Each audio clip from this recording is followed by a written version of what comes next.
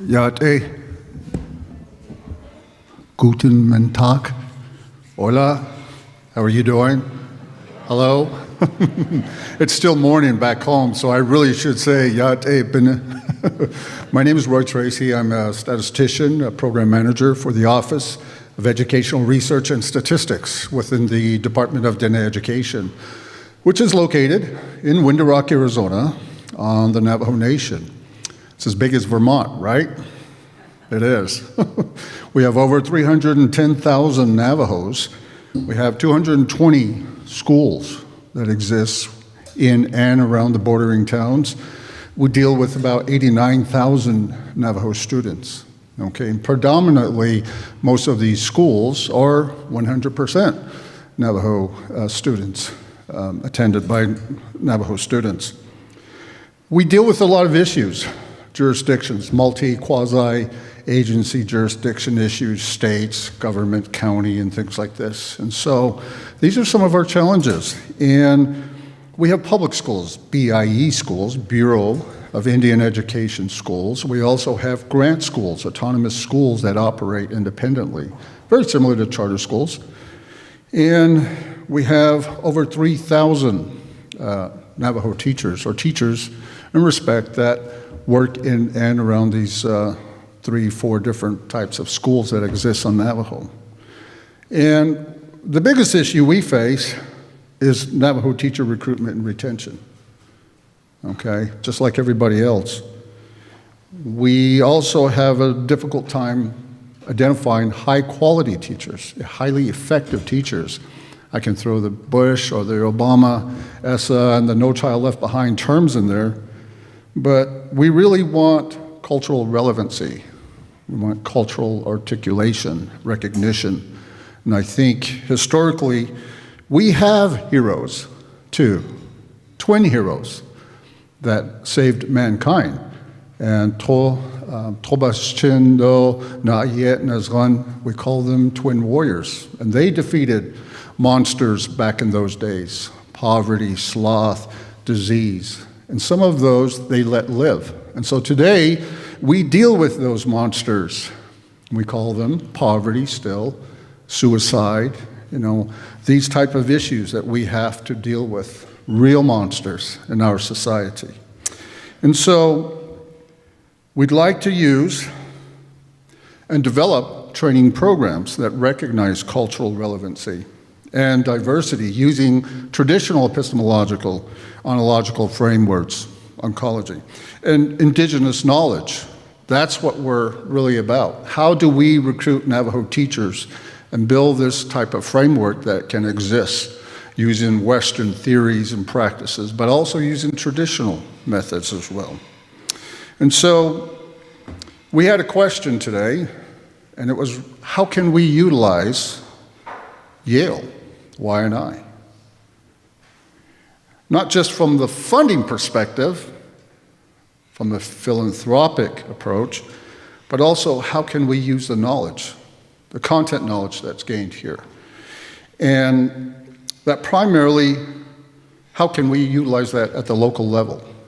With Dr. Angelina Castagno with Northern Arizona University, with the Navajo Nation itself and the Department of Education, who, by the way, is seeking a state education agency role, becoming literally the 51st state in the United States and the only tribe to have an accountability workbook plan approved by the Department of Interior and Department of Education. So this has given us our sovereign ability to govern the lands that we have, including public schools one day. And so we'd like to know what Yale can provide as well for us. Data, SBR, we all heard about that, science-based research, science-based reading research and such, the policy drivers at the DC level. So how do we utilize that data? Why are they not collected from the American Indian population? Because it's a small blip on our radar at less than 0.1%. And if you look at most state programs, they rarely report out on American Indian disparities, academic disparities. And so bring that to the forefront. We'd like to see Yale's data on teacher perception. We understand it exists, but what's the outcome as well on teacher practice and student outcomes? How do we tie that, right? How do we tie that to success? Because in the end, philanthropy and whatever it might be, that's what they want today. They want to see evidence. And so we're about evidence. And we've had evidence in our Navajo society, in our stories, our prayers, our songs. And the outcome is an overall wonderful human being that can exist and walk in two worlds, in the Western society and Navajo society. And that's some of the critical questions we ask from the Department of Diné Education. What is a successful Navajo? Is it learning their language, their songs?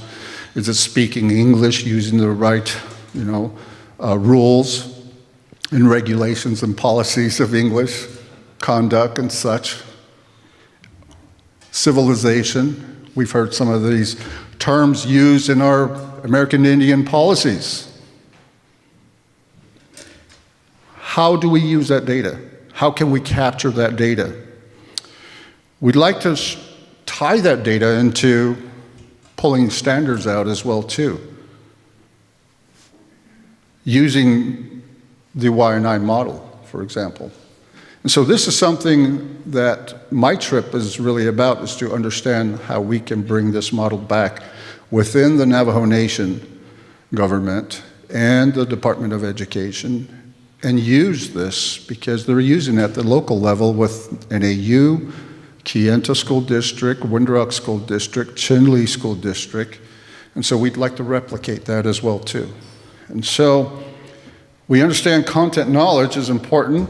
This model provides that experience, the experiential learning that we so vigorously try to use in the K through third, K through fourth modeling, right? With the hands-on, hand-eye skill and hard and soft skill usage. We also like to really emphasize cultural relevant content instruction. And we ask that we're questioning ourselves, as within the ESSA policy as well too, what is meaningful difference? We're so caught up with statistical significant outcomes in our policies, we want to look at what that meaningful difference is. Not just the p-values that we always are driven for in our policies and the outcomes and numbers. And so we would like Yale to bring that to the forefront. The American Indian, Native American issues within our unit studies, this would provide motivation and parallel recognition with all our other social classes that we deal with here in the United States. We deal with social discourse issues as well within our sovereign nations. So how do we bridge that gap? There's always a disconnection. And so I think that's what we're really about, is how can we capitalize and use the Y&I model, initiative model. And so this has been a wonderful experience for me to be here. I'm usually hanging around Harvard and some of their leadership training programs, and I've been here to Yale a couple of times. But it's wonderful to meet Dr. James Vivian and the staff. Stephanie Reed, thank you so much. I'd like to thank Dr. Angelina Castagno with Northern Arizona University, and also the staff that we have here, and that's Marnita Chischili, Elizabeth Isaac, okay, Dr. Bryce Anderson with superintendent with Kayenta, which is really amazing because we don't see the type of interaction with the superintendents supporting teachers, teacher networks. Irene Jones, Desiree Denny, Jolene R. Smith, and Ella Earl. Shamado Shazeda, and Linigido Shache, Bryce. In that way, I address him as my grandpa. And our grandfather's up here too. Anotso. Che, Roy Tracy, and Shiado, I want to say thank you, bless you, may the Creator guide you. Go ahead.